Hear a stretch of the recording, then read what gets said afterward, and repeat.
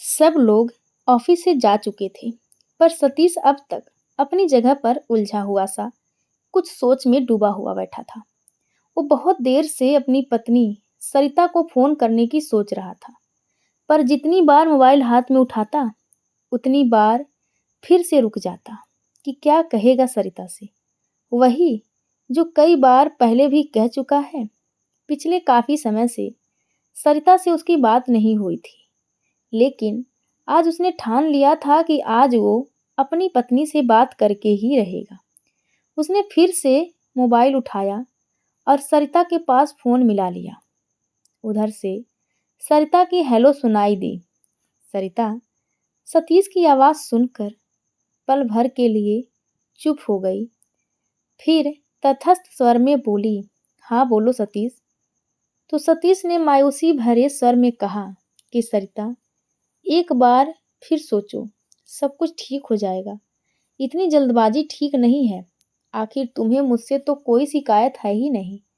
बाकी समस्याएं भी सुलझ जाएंगी, कुछ ना कुछ हल निकाल लेंगे। तुम ऐसा मत करो सरिता, प्लीज वापस आ जाओ। बोलते बोलते सतीश का स्वर नम हो गया।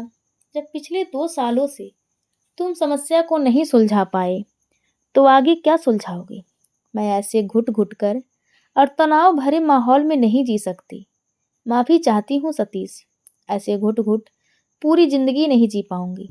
कहते कहते सरिता का गला भी भर आया और उसने फोन रख दिया। सतीश खामोश आंखों से फोन को देखता रह गया। 2 साल हो गए थे सतीश की शादी को, और पिछले 1 साल से सरिता मायके में ही रहती थी। जब सरिता से उसके रिश्ते की बात चल रही थी, तो सतीश को सरिता एक सुंदर और सुलझी हुई शांत स्वभाव की लड़की लगी। योग्य तो वो थी ही, और उसी की तरह एक मल्टीनेशनल कंपनी में जॉब कर रही थी। जब रिश्ते की बात चली तो सतीश ने सरिता से यह स्पष्ट कह दिया था कि आजकल की आज़ाद ख्यालों वाली लड़कियां ससुराल में रहना पसंद नहीं करती हैं। पर मैं अपने माता पिता का इकलौता बेटा हूँ। दीदी की भी शादी बहुत पहले ही हो चुकी है, इसीलिए मैं कभी अपने माता पिता से कभी अलग नहीं हो पाऊंगा। तो क्या तुम मेरे माता पिता के साथ रह पाओगी। तो सरिता बोली, भला मुझे क्या समस्या हो सकती है। माता पिता के साथ रहने में, उनके साथ रहने से तो हमें सहायता ही मिलेगी। मुझे नहीं पता, वो तुम पहले देख लेना। बूढ़े बुजुर्गों के साथ में थोड़े बहुत समझौते भी करने पड़ेंगे। सतीश ने कहा तो सरिता बोली कि उसकी कोई चिंता नहीं है, वो तो अकेले रहने पर भी करने पड़ते हैं। सरिता के मुंह से यह सुनकर तो सतीश बहुत खुश हो गया था, पर वो यह नहीं बोल पाया था कि उसकी माँ शिक्षित होते हुए भी बहुत पुराने ख्यालों वाली हैं। पर उस समय उसने इतनी छोटी छोटी बातें बताना ठीक नहीं समझा। उन दोनों की शादी हो गई। स्वच्छ विचार व पावन भावनाएं लेकर आई थी सरिता उसकी जिंदगी में। शुरू शुरू में कुछ महीने ठीक ठाक रहा, पर माँ का मूड वो कई बार कई बातों पर उखड़ा हुआ देखता, पर सोचता कि शायद धीरे धीरे सब ठीक हो जाएगा। कितना प्यार करती थी सरिता उससे और वो सरिता को। लेकिन घर के कसमकस भरे वातावरण व रिश्तों के तनाव भरे खींचतान के बीच उनके प्यार का झरना कम होते होते कब सूखने लगा था, उसे एहसास तक नहीं हो पाया। सरिता बड़ी कंपनी में बड़े पद पर कार्यरत थी, पर माँ ये सब भूल जाती और उससे आम घरेलू बहुओं वाली उम्मीदें करने लग जाती। किचन में सरिता अपने समय अनुसार पूरा प्रयत्न करती, सास की सहायता करने की, पर सास को तो पड़ोसी की बहू दिखती कि कैसे वो सुबह की चाय से लेकर रात का खाना भी हाथ में उपलब्ध कराती हैं। घर में होने वाले व्रत उपवास से 30 त्योहारों में हिस्सा लेती हैं। नवरात्रों में पूरे 9 दिन की व्रत रखती हैं। सुबह उठती हैं, साड़ी में सजती हैं, किचन में भी तरह तरह के पकवान बनाती हैं। और एक हमारी बहू है, सुबह निकल जाती है काम से पीछा छुड़ाकर और शाम को घर में घुसती है। ये सुनकर सतीश ने अपनी माँ को समझाना चाहा कि माँ, आप छोटी छोटी बातों पर ध्यान देना छोड़ दो। हम एक फुल टाइम मेड रख लेते हैं। अब आपसे भी काम नहीं होता, और सरिता भी ऑफिस से आकर थक जाती है। हम पैसा किस लिए कमाते हैं, सुख सुविधाओं के लिए ही ना। इसीलिए एक काम वाली रख लेते हैं। तो माँ ने बात को कहीं और ही घुमा दिया। हाँ हाँ, अब बीबी आ गई है ना, तब दिख रहा है तुम्हें कि माँ से काम नहीं होता।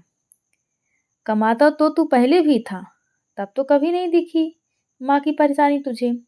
अब जब बीवी को करना पड़ता है तो काम दिखता है। सही कहते हैं लोग कि शादी के बाद बेटे बदल जाते हैं। आज तक तो सुना ही था, अब देख भी लिया। माँ को बड़बड़ाते देख सतीश को समझ नहीं आ रहा था कि वह माँ को चुप कराए या अंदर जाकर माँ की बातें सुन रही सरिता को सांत्वना दे। छुट्टी के दिन में सरिता का थोड़ा सा देर से उठना भी माँ को अखर जाता। माँ को बहू की खुशी से ज्यादा अपने आस पड़ोस की खुशी अधिक प्यारी थी। माँ को शिकायत रहती कि आसपास की सब बहुएं व्रत उपवास करती हैं और एक हमारी बहू है करवा चौथ तक का व्रत नहीं रखती, एक दिन भी पति की लंबी उम्र के लिए भूखी नहीं रह सकती। तो सतीश बोला, माँ, एक दिन भूखे रहकर कौन से पति की उम्र लंबी होती है?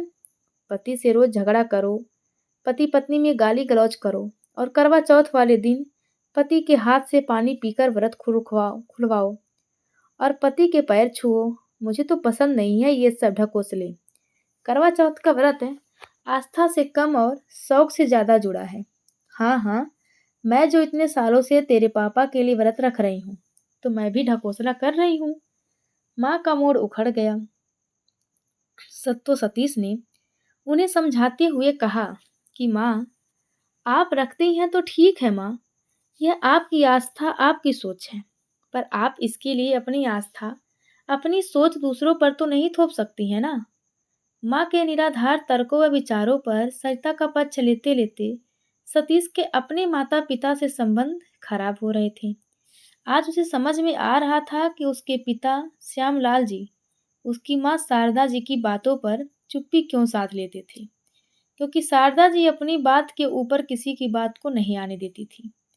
छुट्टी के दिन यदि उनका कहीं घूमने जाने का प्रोग्राम बनता तो शारदा जी ताना देना कभी ना भूलती कि रोज तो नौकरी के बहाने घर से गायब रहती है और छुट्टी वाले दिन पिक्चर और सैर सपाटे से फुर्सत नहीं मिलती महारानी को। तो सरिता का मूड उखड़ जाता और वो कहीं नहीं जाती। सतीश ने कई बार अपनी माँ को समझाने की कोशिश की कि माँ, तुम दूसरों से सरिता की तुलना करना छोड़ दो। सरिता की कार्य कुशलता को उसकी योग्यता के अनुसार जोड़ोगी, तब देखना तुम्हें कोई शिकायत नहीं रहेगी। सोच कर देखो कि अगर तुम मुझसे ये सब काम करने के लिए कहोगी तो क्या मेरे पास समय है ये सब करने के लिए? जो तुम सरिता से उम्मीद करती हो वो भी तो मेरे साथ ही ऑफिस जाती है और साथ ही वापस लौटती है, तो फिर वो यह सब कैसे कर सकती है? तुम उसका स्वभाव क्यों नहीं देखती? इतना कुछ सुना देती हो उसे, पर वो कभी पलटकर जवाब नहीं देती। छोटी छोटी बातों पर ध्यान देना छोड़ दो माँ। खुश रहो, मस्त रहो, जिंदगी को खुशी से जीना सीखो। सबके जीवन की प्राथमिकता अलग होती है। तुम जिन बहुओं की बातें करती हो उनके जीवन की प्राथमिकता वही है। उनकी आप सरिता के साथ बराबरी मत करो। सतीश का उपदेश सुनकर शारदा जी और भड़क गईं। बहुत बड़ी बड़ी बातें करने लगा है, बहुत उपदेश देना सीख गया है। मैं क्या जानती नहीं हूँ किसकी सह पर कर रहा है तो ये सब। जब तक शादी नहीं हुई थी तब तक तो जो मैं कहती थी सब ठीक लगता था तुझे। माँ का प्रलाप शुरू होता तो सरिता के आंसुओं पर जाकर ही खत्म होता। इन्हीं सब बातों से घर का वातावरण धीरे धीरे बोझिल होता चला गया। तनावपूर्ण रिश्तों से हो रही कसमकस की भरी दिनचर्या उनके खुद के रिश्तों पर हावी होने लगी। दोनों के बीच प्यार की बातें कम, दूसरे विषयों पर चर्चा ज्यादा होने लगी।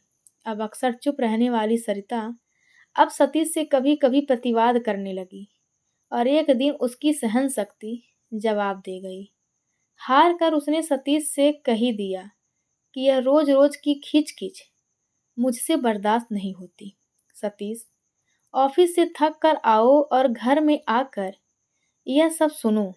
किचन में माँ की मदद के लिए जाना चाहती हूँ तो उनके रुख से भी डर लगता है।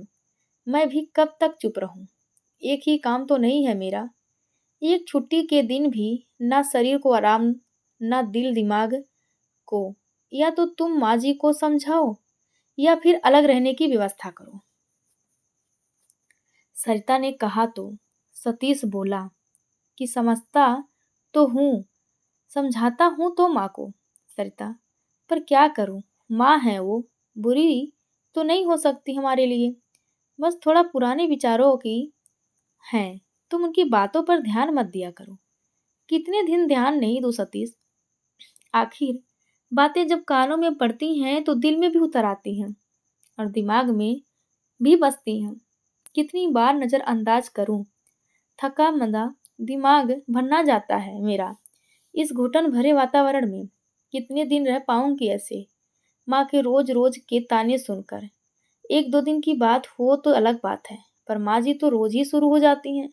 माना कि माँ हैं, दिल की बुरी नहीं होंगी, क्या पता हमें प्यार भी करती होंगी। पर वाणी भी कोई चीज होती है सतीश, वाणी पर अंकुश रखना भी तो जरूरी है। और ये उनका स्वभाव है। इंसान अपनी आदतें बदल सकता है पर अपना स्वभाव नहीं। इसीलिए उनके साथ मेरा निर्वाह नहीं हो पाएगा, मैं नहीं रह पाऊंगी उनके साथ। सरिता फैसला सा करते हुए बोली, ये तुम क्या कह रही हो सरिता? मैंने तुम्हें पहले ही इस बारे में स्पष्ट बता दिया था कि मैं इकलौता बेटा हूँ और मैं माँ बाप से कभी अलग नहीं हो पाऊंगा। हाँ सतीश, तुमने कहा था, पर तुमने ये नहीं बताया कि उनका बोलना इतना बुरा है। दूसरी बातों के साथ, आदतों के साथ, दिनचर्या के साथ सामंजस्य बिठाया जा सकता है, पर बुरा बोलने वालों के साथ सामंजस्य बिठाना बहुत मुश्किल है सतीश। प्यार के दो मीठे बोल प्रशंसा के दो शब्द नहीं हैं उनके पास। हर समय कोई बुराई कैसे सुनता रहे? तुम ही बताओ, ऐसा क्या बुरा करती हूँ मैं उनके साथ? कहते कहते सरिता का स्वर भर्रा गया। सतीश मानसिक उलझन का शिकार होता जा रहा था। माँ किसी भी तरह से अपने स्वभाव से बाज नहीं आती थी और सरिता जब तब उस पर अपनी भड़ास निकाल देती। उसे समझ नहीं आ रहा था कि क्या करे और क्या नहीं। इस समस्या का कोई समाधान उसे नहीं दिखाई दिया। सोचने लगा कि अलग घर भी लेता हूँ तो लोग, नाते, रिश्तेदार और समाज यही कहेगा कि सतीश भी उन्हीं बेटों में से एक निकला जो शादी के बाद बीवी की बातों में आकर माँ बाप को छोड़कर अलग हो गया। उनको ये थोड़ी पता है कि उसकी माँ उसके जीवन का सबसे प्यारा और अहम रिश्ता कैसे अपने स्वभाव, अपनी कर्कश वाणी से उसके जीवन को छिन्न भिन्न करने पर तुली हुई है। बीवी बुरी हो तो इंसान तलाक दे दे, पर माँ का क्या करे? सोच सोच कर ही सतीश भन्ना गया। अपने जीवन की उलझनों ने उसे समझा दिया था कि रिश्तों को बनाए रखने के लिए सिर्फ एक की कोशिश काफी नहीं होती। ये रिश्ता चारों तरफ से निभाया जाता है। दिन ऐसे ही बीतते रहे। धीरे धीरे उसके और सरिता के बीच में भी झगड़ा शुरू होने लगा और ऐसे ही एक दिन झगड़ा और मनमुटाव के कारण सरिता घर छोड़कर मायके चली गई। सतीश जब ऑफिस से घर आया तो उसे पता चला कि सरिता मायके चली गई। तो उसने तुरंत सरिता को फोन किया। तो सरिता ने साफ साफ ऐलान कर दिया कि अगर आपको मेरे साथ जिंदगी बितानी है तो अलग रहने की व्यवस्था करें, मैं आपके माता पिता के साथ नहीं रह पाऊंगी। उसने सरिता को बहुत समझाने की कोशिश की, पर सरिता टस से मस ना हुई। वो तो बस अलग रहने की शर्त पर आने को तैयार थी। तब से 1 साल होने को आया था और अब तो सरिता कहने लगी थी कि उसके लिए अगर ये सब इतना मुश्किल है तो वो चाहे तो अपना रास्ता बदल सकता है। ये सुनकर तो सतीश सन्न ही रह गया था। इतना बड़ा फैसला कैसे कर सकती है सरिता, और वो भी इतनी छोटी छोटी बातों पर? गुस्से के मारे कुछ समय तक उसने सरिता को फोन ही नहीं किया। आज उसने बहुत दिनों बाद जब उसका दिमाग कुछ शांत हुआ तो सरिता को फिर से समझाने के लिए फोन किया था, पर सरिता का जवाब जैसे का तैसा था। छोटी छोटी बातों ने उसके जीवन में इतनी बड़ी उलझन पैदा कर दी थी कि उसे समस्या का कोई समाधान ही नहीं सूझ रहा था।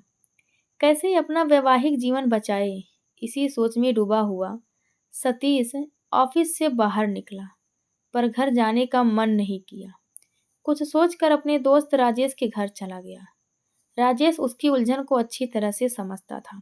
उसने चाय का कप मेज पर रखते हुए कहा, अच्छा, मतलब कि सरिता अलग रहने के लिए सिवा किसी भी सूरत में वापस आने को तैयार नहीं है।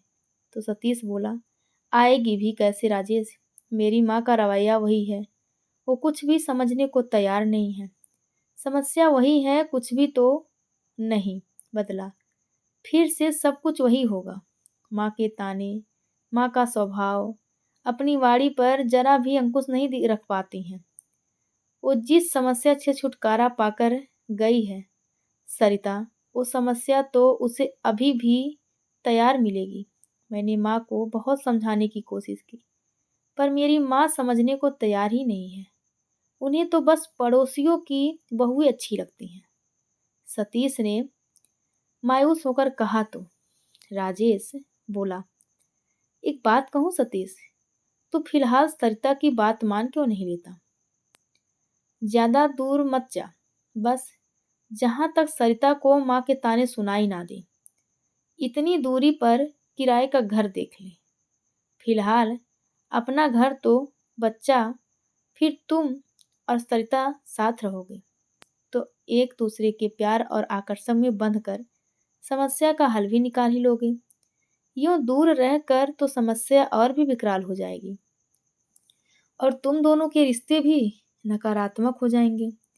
लेकिन लोग क्या कहेंगे? राजेश, माता पिता दुखी होंगे, वो अलग। राजेश उलझन में बोला, तू भी वही बात करने लगा सतीश। तुझे सबकी चिंता है या अपना घर बचाने की? पहले एक सीढ़ी तो चढ़, अगली सीढ़ी की बाद में सोचना। तू अपने माता पिता को कोई थोड़ी छोड़ रहा है, बस उनसे थोड़ी दूरी पर रहेगा, उनकी एक पुकार पर उनके पास पहुंच जाएगा। यह बात सतीश को कुछ सही लगी। वो खुश होकर वहां से चला गया। अगले दिन सतीश सरिता से मिलने उसके ऑफिस में गया और उसे कहने लगा कि हम अपने घर से थोड़ी दूरी पर एक घर किराए पर लेकर रहेंगे। सरिता को भला इस बात पर क्या ऐतराज हो सकता था, उसने भी हाँ कर दी। तो सतीश ने थोड़ी दूरी पर किराए का घर देखा और एडवांस दे दिया। अब बात माँ बाप को बताने की थी। जैसे कि उम्मीद थी, ठीक वैसा ही हुआ। अलग रहने की बात सुनते ही माँ ने तूफान मचा दिया। मैं क्या समझ नहीं रही थी? उसके शुरू से ही लक्षण ऐसे दिख रहे थे। बड़ों की बातें समझने और मानने के बजाय बुरा मानकर मायके जा बैठी। वो तो मैं समझ ही रही थी कि बेटे को माँ बाप से अलग करके ही दम लेगी, पागल कहीं की। और तू भी कपूत निकला, जो बीवी की बातों में आकर माँ बाप को छोड़ने पर राजी हो गया। तुझे शर्म नहीं आई ये सब कहने में? क्या इसी दिन के लिए तुझे इतना बड़ा किया था कि बीवी के आते ही माँ बाप से अलग हो जाएगा? माँ के मुंह में जो आ रहा था वो बोलते जा रही थी। सतीश जानता था कि उसके माता पिता का दिल उसके इस निर्णय से बहुत दुखी होगा, पर इसके पीछे उन्हें अपनी गलतियां नजर नहीं आएंगी। किसी तरह मन को मजबूत कर वो अपने इरादे पर कायम रहा और सरिता को लेकर अलग गृहस्थी बसा ली। कुल मिलाकर उनकी गृहस्थी सुचारू रूप से चलने लगी। सतीश की रोज की दिनचर्या था कि वह रोज ऑफिस से आकर पहले माता पिता के पास जाता, वहां चाय पीता और फिर अपने घर चला जाता। शुरू शुरू में तो सरिता कुछ नाराजगी और कुछ डर के कारण नहीं गई, लेकिन फिर धीरे धीरे सतीश के साथ उसने भी जाना शुरू कर दिया। छुट्टी के दिन या रविवार को वो भी सास ससुर के पास चली जाती। ससुर जी तो बहुत खुश होते, पर सास का मूड सरिता को देखकर उखड़ ही जाता। अभी उन्हें घर से अलग हुए 2 महीने भी नहीं हुए थे कि एक दिन सुबह वह ऑफिस जाने के लिए तैयार हो ही रही थी कि तभी सतीश का मोबाइल बज उठा। देखा तो पापा का फोन था। सतीश ने जल्दी से फोन उठाया तो वो घबराए हुए स्वर में बोले कि सतीश बेटा, तुम्हारी माँ गिर गई है, तुम लोग जल्दी से घर आ जाओ। हम अभी आते हैं पापा, कहकर सतीश ने फोन रख दिया और सरिता को बताया। तो दोनों घबराते हुए माँ के घर की तरफ दौड़े और घर आकर माँ को लेकर अस्पताल चले गए। उनका एक्सरे करवाया तो पता चला कि पैर के बल गिरने की वजह से पैर में फ्रैक्चर हो गया है। प्लास्टर चढ़ गया 2 महीने का प्लास्टर था। डॉक्टर ने शुरू में तो पूर्ण आराम की सलाह दी, यहाँ तक कि बाथरूम तक भी व्हील चेयर से ही जाना था। सब कुछ कर कराकर जब माँ को लेकर सतीश और सरिता घर आए तो काफी देर हो गई थी। सरिता ने ही सबके लिए थकने के बावजूद भी जैसे तैसे खाना बनाया। उस रात दोनों वहीं रुक गए।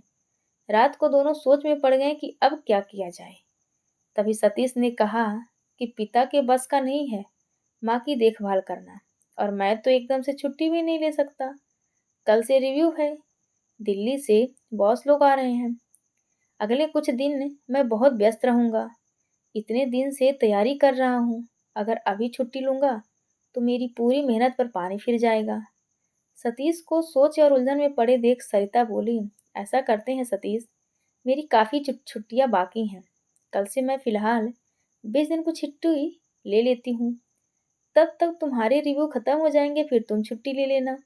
उसके बाद दीदी को पूछ लो, यदि हफ्ते भर के लिए वो आ सकती हैं तो फिर मैं दोबारा कोशिश करूंगी छुट्टी लेने की। ये सुनकर सतीश हैरानी से सरिता की तरफ देखने लगा। उसके चेहरे पर माँ की परेशानी से उपजे चिंता के भाव साफ साफ दिखाई दे रहे थे।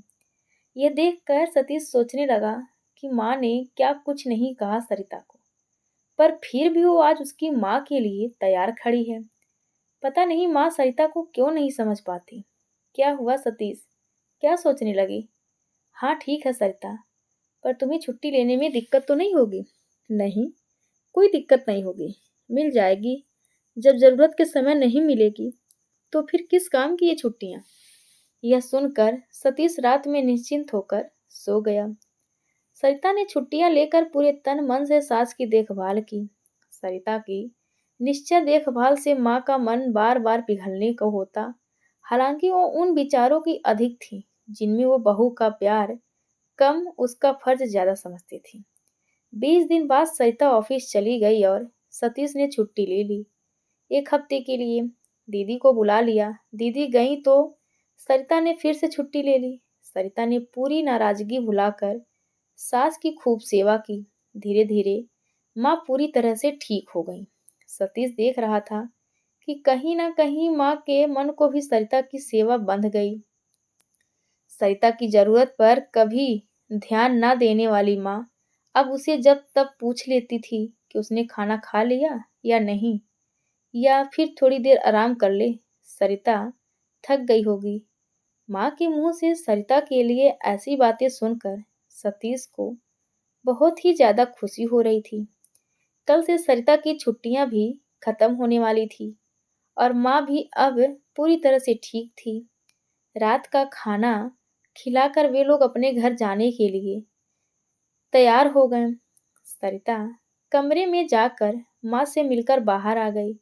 सतीश भी माँ से मिलने के लिए कमरे में गया और बोला कि अच्छा माँ, चलते हैं, अब आप बिल्कुल ठीक हैं, अपना ध्यान रखना, हम आते जाते रहेंगे। सरिता की भी काफ़ी छुट्टियां हो गई हैं, कल से वो भी ऑफिस जाएगी। हाँ बेटा, बहुत सेवा की सरिता बहू ने मेरी। माँ का स्वर कुछ कुछ पश्चाताप से भरा था। सरिता को समझने में शायद भूल कर दी मैंने। कोई बात नहीं माँ, माता पिता की सेवा व देखभाल करना तो हमारा फर्ज है। आपको जब भी जरूरत होगी हम आपके पास ही रहेंगे। तो भीगे भीगे स्वर में बोला। माँ की आंखों में भी नमी तैर गई। सतीश बेटा, अब वापस आ जाओ, क्यों अलग जा रहे हो? जहाँ दो बर्तन होंगे तो थोड़े बहुत तो बजेंगे ही, पर इसका मतलब यह तो नहीं कि मैं तुम लोगों को प्यार नहीं करती। बड़ों की बातों का इतना भी क्या बुरा मानना। कहते कहते माँ की आंखों में पानी आ गया तो सतीश माँ को गले लगाते हुए बोला, ओ माँ, आप इतनी भावुक क्यों हो रही हैं? आपके ही तो बच्चे हैं हम, जरा से दूर जाने से दूर थोड़ी ना हो जाएंगे आपसे। वो धीरे धीरे माँ की पीठ सहलाते हुए बोला कि माँ, एक घर में एक छत के नीचे ही रह रहे थे, आपके पास ही थे, पर आपके दिल से दूर कभी नहीं थे। जब थोड़ा दूर चले गए तो अब आपके दिल के पास हैं। मुझे उम्मीद है कि आप मेरी बात समझ रही होंगी। साथ रहकर थोड़े दिन बाद फिर से वही सब शुरू हो जाएगा। वही दम घोंटू वातावरण, वही रिश्तों की खींचातान। नौकरी के साथ ये सब झेलना सरिता के लिए बहुत मुश्किल है वहाँ। अब मैं सरिता के ऊपर अपनी कोई सोच थोपना नहीं चाहता। अपने या सरिता के रिश्तों को थोड़ा और समय दो।